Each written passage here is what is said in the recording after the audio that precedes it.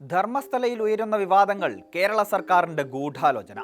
വെളിപ്പെടുത്തൽ നടത്തിയത് മുസ്ലിം മതവിശ്വാസി. ധർമ്മസ്ഥലയുടെ വിശ്വാസ്യത തകർക്കാനുള്ള നീക്കം.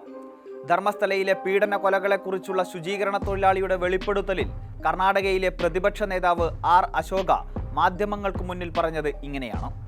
കേസിലെ വെളിപ്പെടുത്തൽ സത്യമാണെന്ന സൂചനകൾ കഴിഞ്ഞ ദിവസങ്ങളിൽ പുറത്തു വന്നുകൊണ്ടിരിക്കുമ്പോഴും സൈബർ ഹാൻഡിലുകളിൽ ഇതേ വാചകം ചിലർ ഏറ്റുപിടിക്കുന്നുമുണ്ട്. കർണാടകയിലെ കോൺഗ്രസും ദേവഗൌഡയുടെ ജനതാദളും ഒന്നും ഇക്കാര്യത്തിൽ പ്രതികരിക്കുന്നില്ല. എന്തുകൊണ്ടായിരിക്കാം ഇങ്ങനെയൊരു നിസ്സംഗത ഇക്കാര്യത്തിൽ ഇവരെല്ലാം സ്വീകരിക്കുന്നത്?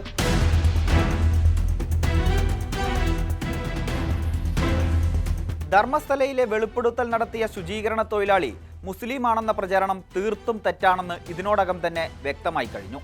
പിന്നെയുള്ളത് കേരള സർക്കാരിന്റെ ഗൂഢാലോചനയാണെന്ന വാദമാണ്. ഇതെന്തുകൊണ്ടായിരിക്കാം ഇങ്ങനെയൊരു അപവാദ പ്രചരണം നടത്തുന്നതെന്ന ചോദ്യത്തിന് ഒറ്റ ഉത്തരമേയുള്ളൂ: ഇടതുപക്ഷം. കേരളം ഭരിക്കുന്നത് ഇടതുപക്ഷമാണെന്ന ഒരേയൊരു കാരണമാണ് കേരളത്തിനെതിരെ കുന്തമുന തിരിച്ചുവെക്കുന്നത്. എന്തുകൊണ്ടാണ് ഇടതുപക്ഷത്തിന്റെ ഗൂഢാലോചനയാണ് എന്ന് പറയാൻ കാരണമെന്ന് ആലോചിക്കുമ്പോഴാണ് നമുക്ക് ചില കാര്യങ്ങൾ വ്യക്തമാകുന്നത്. ധർമ്മസ്ഥലയിലെ തിരോധാനങ്ങളെക്കുറിച്ച് അന്വേഷിക്കണമെന്ന ആവശ്യം ഇന്നല്ല, വർഷങ്ങൾക്ക് മുന്നേ മുന്നോട്ട് വെച്ച പാർട്ടികളാണ് CPM-ഉം CPI-യും ഉൾപ്പെടുന്ന ഇടതു രാഷ്ട്രീയ പാർട്ടികൾ. നിരവധി സമരങ്ങളാണ് ഇടതുപക്ഷ പാർട്ടികൾ ധർമ്മസ്ഥല വിഷയത്തിൽ ഏറ്റെടുത്തിരുന്നത്.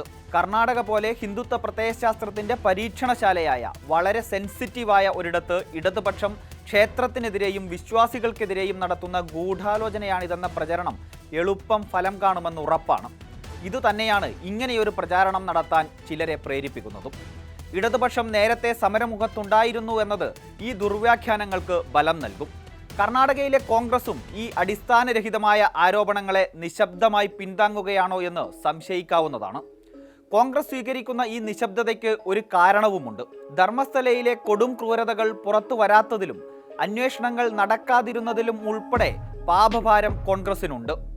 വെളിപ്പെടുത്തലുകൾ വന്നതിന് ശേഷവും സിദ്ധരാമയ്യ നേതൃത്വം നൽകുന്ന കോൺഗ്രസ് സർക്കാരും പോലീസും കാണിച്ച അലംഭാവം ചർച്ച ചെയ്യപ്പെട്ടതാണ്. ജൂലൈ 3-ന് വെളിപ്പെടുത്തൽ വന്ന ശേഷം ജൂലൈ 4-ന് കേസ് രജിസ്റ്റർ ചെയ്തിട്ടും കാര്യമായ അനക്കമുണ്ടായില്ലെന്ന് മാത്രമല്ല, മൃതദേഹം കുഴിച്ചിട്ടെന്ന് പറഞ്ഞ സ്ഥലത്ത് സീൽ ചെയ്ത് സുരക്ഷിതമാക്കാൻ പോലും ആദ്യഘട്ടത്തിൽ പോലീസ് തയ്യാറായില്ല. SIT പ്രഖ്യാപിച്ച ശേഷം ജൂലൈ 29-നാണ് സ്ഥലം മാർക്ക് ചെയ്ത് സുരക്ഷിതമാക്കിയത്. ഇപ്പോൾ മാത്രമല്ല, മുൻപും ഇതേ നിരുത്തരവാദിത്ത സമീപനം കോൺഗ്രസ് സർക്കാരുകൾ സ്വീകരിച്ചിട്ടുണ്ട്. 2002-ൽ ലങ്കേഷ് പത്രികയിൽ റിപ്പോർട്ടറായിരുന്ന റഷീദിനെ മംഗലാപുരത്തെ ഹോട്ടൽ മുറിയിൽ മരിച്ച നിലയിൽ കണ്ടെത്തി.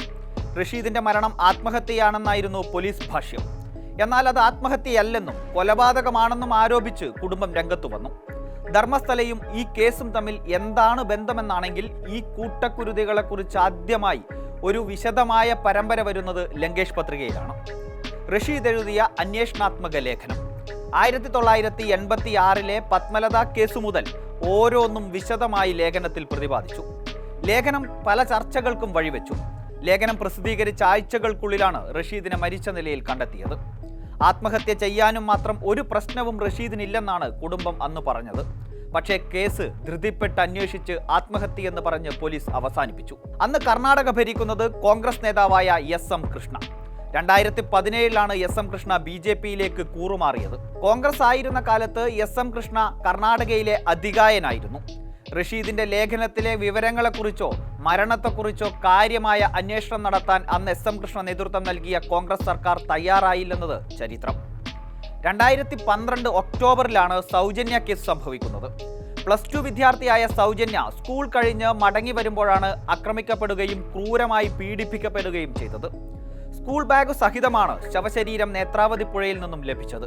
അന്ന് മുഖ്യമന്ത്രി ജഗദീഷ് ഷെട്ടാർ ആയിരുന്നെങ്കിലും 6 മാസങ്ങൾക്കപ്പുറം 2013 മെയ് മാസം സിദ്ധരാമയ്യ മുഖ്യമന്ത്രിയായി സത്യപ്രതിജ്ഞ ചെയ്തു. പക്ഷേ കേസിലെ യഥാർത്ഥ പ്രതി ഇന്നും കാണാമറയത്താണ്. അങ്ങനെ ഒരു സമയത്തും അധികാരത്തിലെത്തിയപ്പോഴും അന്വേഷിക്കാനുള്ള സാധ്യതകൾ ഉണ്ടായിട്ടും ചെറുവിരൽ അനക്കാത്തതിന്റെ ഉത്തരവാദിത്വത്തിൽ നിന്നും കോൺഗ്രസിന് ഒളിച്ചോടാനാകില്ല. ഇപ്പോഴും തുടരുന്ന ഈ മൗനം പണ്ട് മുതലുള്ള മൗനത്തിന്റെ ഒരു തുടർച്ചയാണ്. ഭരണപക്ഷവും പ്രതിപക്ഷവും ഒരേ ദിശയിൽ സഞ്ചരിക്കുന്ന പട്ടമാണ്. വിരൽ ഞൊടിച്ചാൽ കർണാടകയിൽ എന്തും സാധ്യമാകുന്ന കിങ് മേക്കർ എന്ന് ഫാൻസ് പാടിപ്പുകഴ്ത്തുന്ന ഉപമുഖ്യമന്ത്രി DK ശിവകുമാറിന് എന്തേ ഈ വിഷയത്തിൽ തീരെ താല്പര്യമില്ലാതെ പോയത്? അതോ കിങ്ങിനും കിങ് മേക്കർക്കുമെല്ലാം മുകളിലാണോ ധർമാധികാരിയുടെ കസേര? ഉന്നാവയിലും ഹത്രസിലുമെല്ലാം ഉശിരോടെ പ്രതികരിച്ച രാഹുൽ ഗാന്ധിക്കും കർണാടകയിൽ നിന്നുള്ള രാജ്യസഭാ എം പി കൂടിയായ കോൺഗ്രസ് അധ്യക്ഷൻ മല്ലികാർജുന ഖാർഗെയ്ക്കും ധർമ്മസ്ഥല വിഷയത്തിൽ മൂക്കുകയറിട്ടത് ആരാണ്? കിങ്ങോ കിങ് മേക്കറോ?